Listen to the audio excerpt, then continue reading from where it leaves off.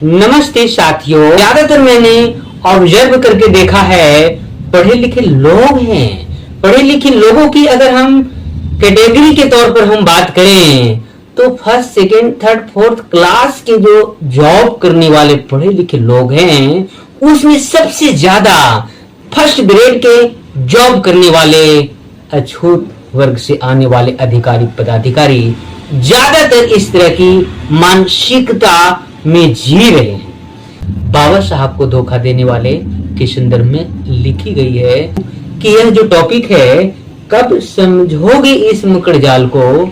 इस टॉपिक के संदर्भ में बाबा साहब आखिर क्या कहते हैं उसके संदर्भ में मैं पहले एज ए भूमिका के तौर पर बता देना चाहता हूँ। इस वीडियो को आप ज्यादा से ज्यादा ग्रुपों में शेयर करें, लाइक करें, सब्सक्राइब करें और आपके दिलो दिमाग में इस तरह के वीडियो को लेकर के जो बातें आ रही है या थिंकिंग चल रही है उसे कमेंट बॉक्स में लिखकर आप अपने विचारों से मुझे अवगत अवश्य कराएं। अपना सम्मान खोकर कोई जाति तरक्की और सफलता नहीं प्राप्त कर सकती। याद रखो, तुम्हारे गले में पड़ी तुलसी की माला तुम्हें सूदखोरों के चंगुल से नहीं छुड़ा पाएगी। राम के गीत गाते हो इसलिए इससे भूमिपतियों से कोई कंसेशन नहीं मिलने वाला है। जितना हो सके शीघ्र तुम इन मूर्खतापूर्ण विश्वासों को त्याग दो। अपना वास्तविक भला चाहते हो तो हिंदू धर्म के तमाम धर्म शास्त्रों को डायनामाइट से उड़ा दो।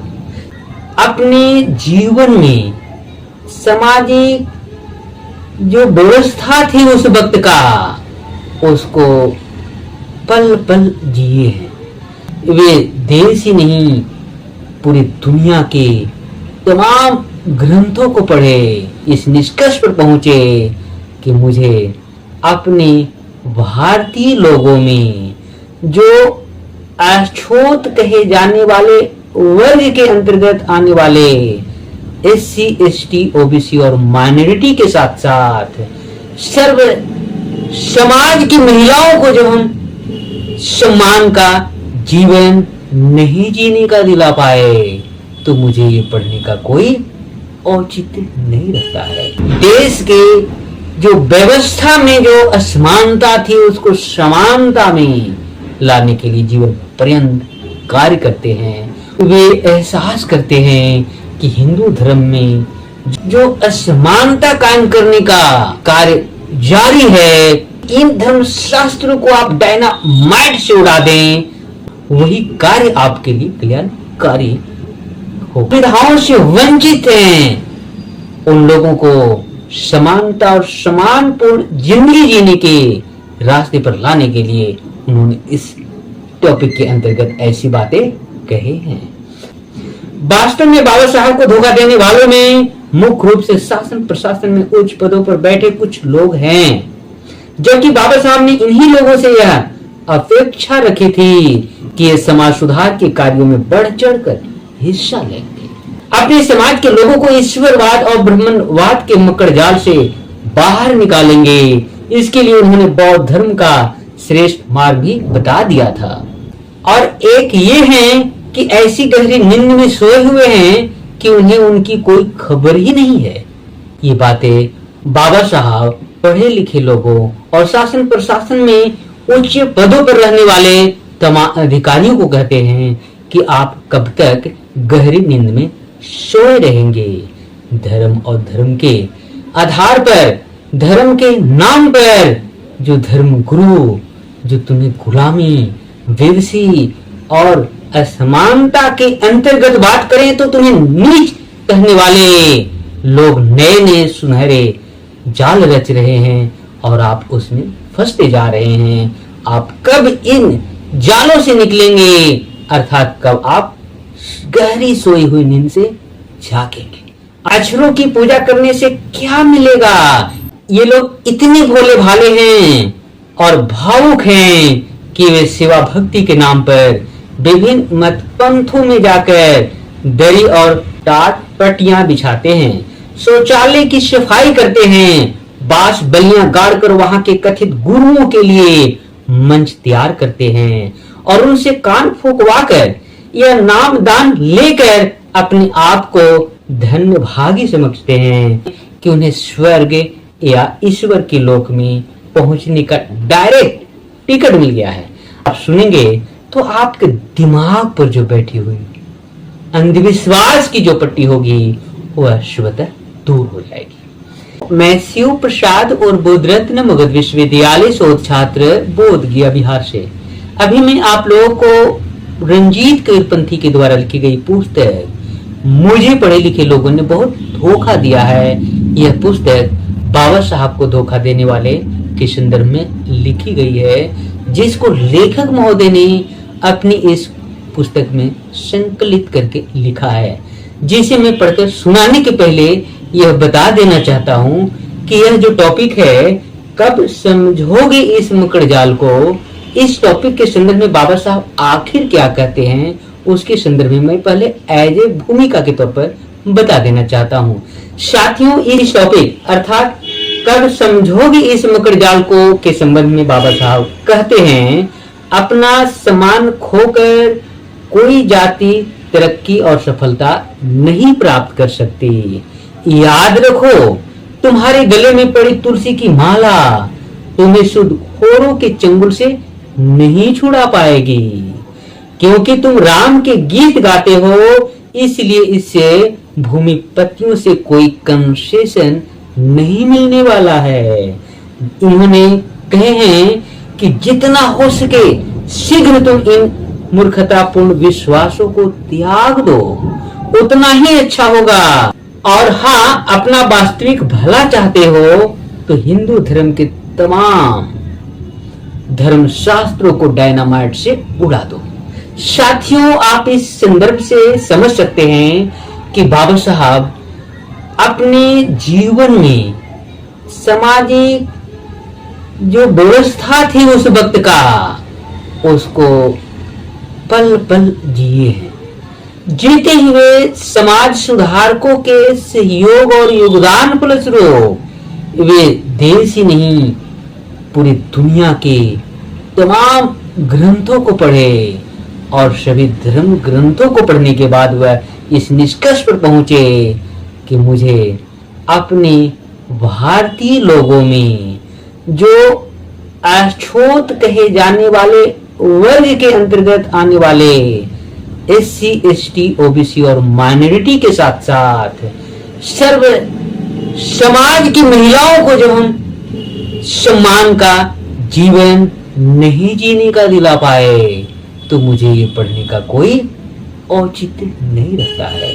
इस प्रकार से बाबा साहब पूरे अध्ययन काल के बाद वे अपने देश लौटते हैं। वे अपने समाज के साथ साथ देश के जो व्यवस्था में जो असमानता थी उसको समानता में लाने के लिए जीवन पर्यंत कार्य करते हैं। और उसी दरमियान वे एहसास करते हैं कि हिंदू धर्म में जो धर्मशास्त्र के तहत जो असमानता कायम करने का कार्य जारी है, उसको लेकर इन्होंने बहुत ही कड़े शब्दों में वे बोले हैं कि इन धर्मशास्त्रों को आप डायनामाइट से उड़ा दें, वही आपका कल्याण होगा, वही कार्य आपके लिए कल्याणकारी होगा। इस प्रकार से बाबा साहब जो कहे हैं, कब समझोगे इस मकड़ जाल को, इस विषय के अंतर्गत जिन लोगों को इन्होंने बताए हैं जो शोषण और सुविधाओं से वंचित हैं, उन लोगों को समानता और सम्मानपूर्ण जिंदगी जीने के रास्ते पर लाने के लिए उन्होंने इस टॉपिक के अंतर्गत ऐसी बातें कहे हैं।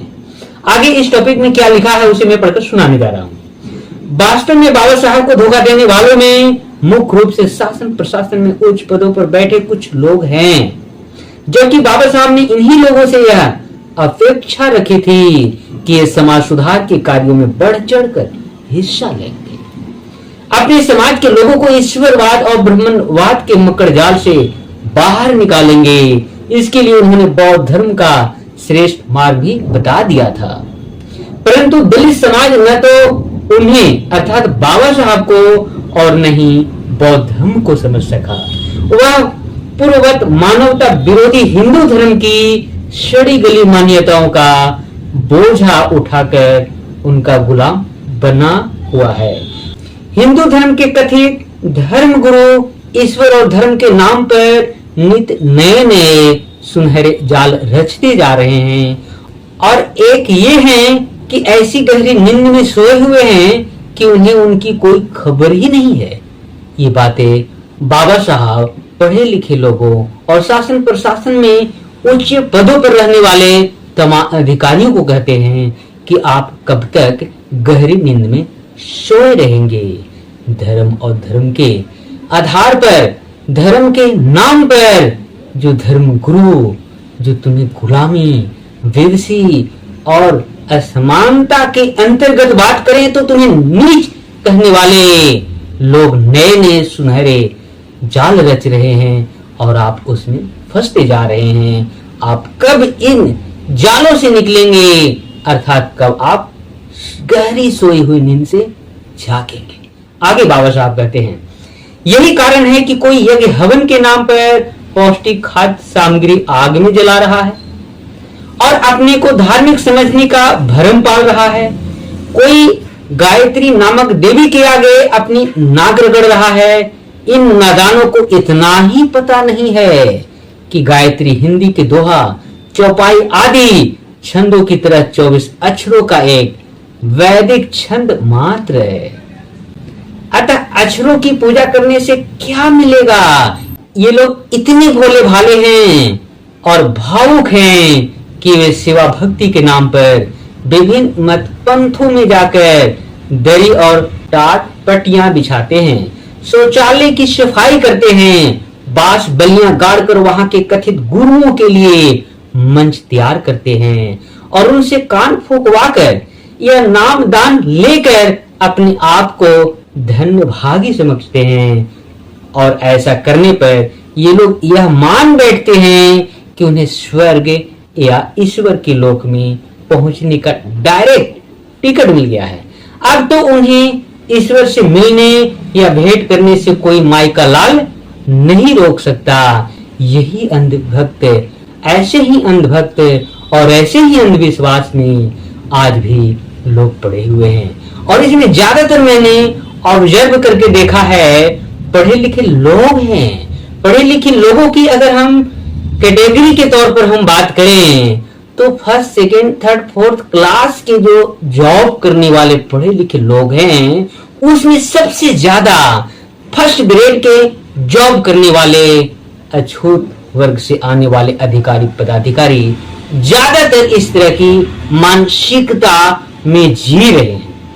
आगे लेखक महोदय क्या लिखे हैं उसे आप सुनेंगे तो आपके दिमाग पर जो बैठी हुई अंधविश्वास की जो पट्टी होगी वह स्वतः दूर हो जाएगी। इस तरह दलित समाज के लोग ईश्वर और धर्म के नाम पर विभिन्न मत पंथों और धर्म संप्रदाय के चतुर चालाक लोगों द्वारा बुरी तरह से ठगे जा रहे हैं।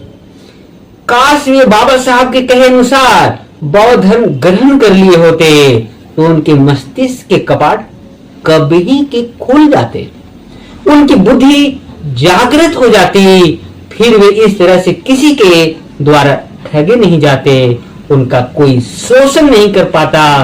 ऐसी भोली बुद्धि एवं रुग्ण मानसिकता वाले लोगों को अंतिम संदेश के तौर पर जो बाबा साहब पढ़े लिखे लोगों को दिए हैं, उस बातों को लेखक महोदय ने यहां लिखे हैं कि बाबा साहब कहते हैं अपना सम्मान खोकर कोई जाति तरक्की और सफलता नहीं प्राप्त कर सकता।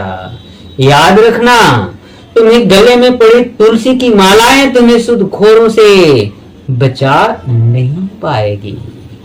आगे कहते हैं तुम राम के गीत गाते हो, इसलिए इससे भूमिपतियों से कोई कंसेशन मिलने वाला नहीं है। इस प्रकार से बाबा साहब कहते हैं कि आप लोग जितना जल्द हो सके हिंदू धर्म की इस मूढ़तापूर्ण विश्वासों को जल्द से जल्द त्याग दो। और वे यहां तक कहते हैं कि इससे भी ज्यादा अच्छा होगा कि हिंदू धर्म के तमाम धर्मशास्त्रों को आप डायनामाइट से उड़ा दें।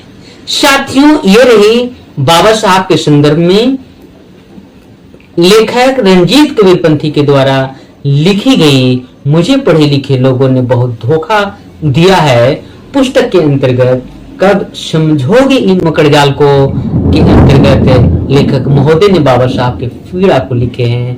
बाबा साहब किस प्रकार से पढ़े लिखे लोगों को समाज में जो आधा अधूरा कार्य था जिसको पूरा करने के लिए पूरी जिम्मेवारी और जिम्मेदार लोग के तौर पर उन्होंने अपनी कारमा का भार उनके कंधों पर सौंपे हैं, उनको कहे हैं। और वे बातें इस टॉपिक के अंतर्गत बिल्कुल यह स्पष्ट तौर पर कहा जा सकता है कि मकड़जाल में फंसे होने की वजह से आज भी हमारा जमात कौम और संवैधानिक तौर पर कहें तो छूत वर्ग में आने वाले SC ST OBC और माइनॉरिटी के लोग जो आज भी समाज में असमानता का शिकार हो रहे हैं, उसके संदर्भ में बाबा साहब ने ऐसी बातें कही है। और ज्यादा से ज्यादा शोषण की बात की जाए तो हिंदू धर्म में लोग ज्यादा शोषण का शिकार हो रहे हैं जो SC ST और OBC श्रेणी में आते हैं। साथियों, इसी के साथ मैं अपनी वाणी को विराम देता हूं और आप लोगों से मेरा एक निवेदन है कि ये जो बाबा साहब अम्बेडकर मिशन के अंतर्गत जो बातें सामाजिक लोगों पर जो बाबा साहब के द्वारा सौंपी गई है उसी मिशन की बातों को मैं इस वीडियो में मैं आप लोगों को डेली दे रहा हूं। इस वीडियो को आप ज्यादा से ज्यादा ग्रुपों में शेयर करें, लाइक करें, सब्सक्राइब करें और आपके दिलो दिमाग में इस तरह के वीडियो को लेकर के जो बातें आ रही है या थिंकिंग चल रही है उसे कमेंट बॉक्स में लिखकर आप अपने विचारों से मुझे अवगत अवश्य कराएं। इसी के साथ मेरी तरफ से आप लोगों को बहुत बहुत धन्यवाद। साधुवाद।